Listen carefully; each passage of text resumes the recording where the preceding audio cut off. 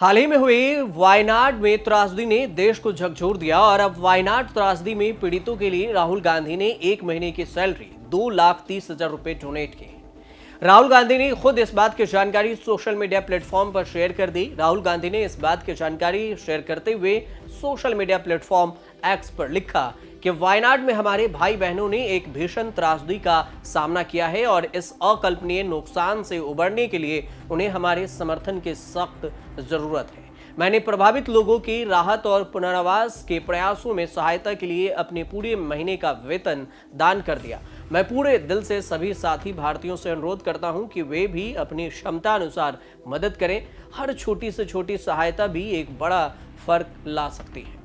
राहुल गांधी ने करीब 2,30,000 रुपए की सैलरी केरल प्रदेश कांग्रेस कमेटी केपीसीसी को डोनेट किया है। केपीसीसी के महासचिव एम लिज्जू ने बताया कि राहुल गांधी ने कहा था कि पार्टी 30 जुलाई को वायनाड भूस्खलन में बेघर हुए लोगों के लिए 100 घर बनाएगी। इसके लिए कांग्रेस ने राज्य इकाई को धनराशि जमा करने को कहा। एम लिज्जू ने एक बयान जारी किया जिसमें उन्होंने कहा कि पैसे जुटाने के लिए एक mobile app stand with Wayanad के साथ खड़े हैं बनाया गया है।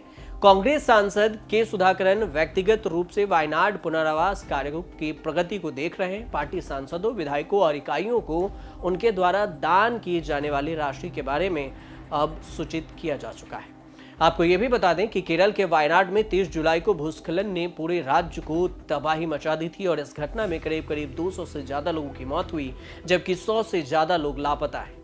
अब पुंची, टिक्कटम और चोरलामाला के समेत 4 गांव ऐसे थे जिन्हें सबसे ज्यादा नुकसान हुआ। यहां पर बचाव और राहत कार्य भी जारी है।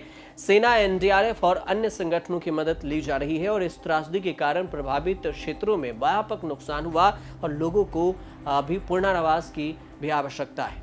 लोकसभा चुनाव के नतीजों ने बहुत कुछ बदल कर भी रख दिया है। एक तरफ राहुल गांधी के पूरे 10 साल बाद सदन के भीतर विपक्ष को अपना सेनापति मिला। राहुल गांधी के रूप में 2014 में सत्ता से बेदखल होने के बाद कांग्रेस नेता प्रतिपक्ष का पद नहीं था। 10 साल में पार्टी के पास इतने बहुमत नहीं थे, 54 सीटें नहीं थी। इस बार कांग्रेस के पास लोकसभा में 99 सीटें हैं। इसलिए 20 साल लंबे राजनीतिक करियर में राहुल गांधी को पहली बार संवैधानिक पद मिला है। हालांकि राहुल के लिए आगे का सफर इतना भी आसान नहीं है। विपक्ष के सेनापति के तौर पर और संवैधानिक पद पर होने की वजह से राहुल गांधी को कई सारी जिम्मेदारियां निभानी है। लेकिन बात अगर राहुल गांधी की सैलरी और पावर की जाए इसमें, तो लोकसभा में विपक्ष के नेता बनने के बाद कांग्रेस के पूर्व अध्यक्ष Rahul Gandhi shadow prime minister की भूमिका में नजर आ रहे हैं। उन्होंने कैबिनेट मंत्री स्तर की सुरक्षा मिली हुई है उन्हें, और विपक्ष के नेता के तौर पर राहुल गांधी के पास कैबिनेट मंत्री का दर्जा भी है। इससे प्रोटोकॉल सूची में भी उनका स्थान बढ़ गया है। राहुल गांधी को नेता प्रतिपक्ष के तौर पर संसद सदस्यों के वेतन, भत्ते और पेंशन अधिनियम 1954 की धारा 3 में निर्दिष्ट वेतन और बाकी सुविधाएं दी जा रही है। राहुल गांधी को सत्कार भत्ते के साथ 1954 के कानून के धारा 8 के तहत निर्दिष्ट समय के लिए उसी दर पर निर्वाचित क्षेत्र भत्ता भी मिलता है। भत्तों के अलावा सांसद के नाते राहुल गांधी उस स्थिति और वेतन में सचिव की सहायता के लिए हकदार हैं। एक कैबिनेट मंत्री की तरह निजी स्टाफ भी उन्हें मिला हुआ है और कैबिनेट मंत्री के दर्जा की तरह उन्हें सैलरी भी। राहुल गांधी के स्टाफ की अगर बात करें कि उनके पास कितने स्टाफ मिले हैं, तो 1 निजी सचिव, 2 अतिरिक्त निजी सचिव, 2 सहायक निजी सचिव, 2 निजी सहायक, 1 हिंदी एस्ट्रोनर है और 1 क्लर्क मिला हुआ है, 1 सफाई कर्मचारी और 4th क्लास यानी चतुर्थ श्रेणी के कर्मचारी, 4 कर्मचारी हैं। कुल मिलाकर देखें तो 14 लोगों का स्टाफ है।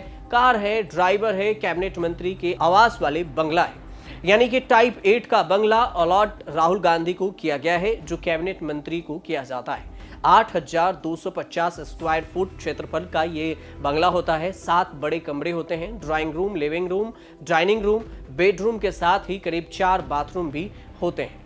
2024 के लोकसभा चुनाव में हल्फनामे के मुताबिक राहुल गांधी ने जो संपत्ति का ब्यौरा दिया उसमें बताया था कि 20.34 करोड़ रुपए संपत्ति है, जो प्रधानमंत्री नरेंद्र मोदी के कुल संपत्ति के 3 करोड़ 2 लाख से 6 गुना ज्यादा है।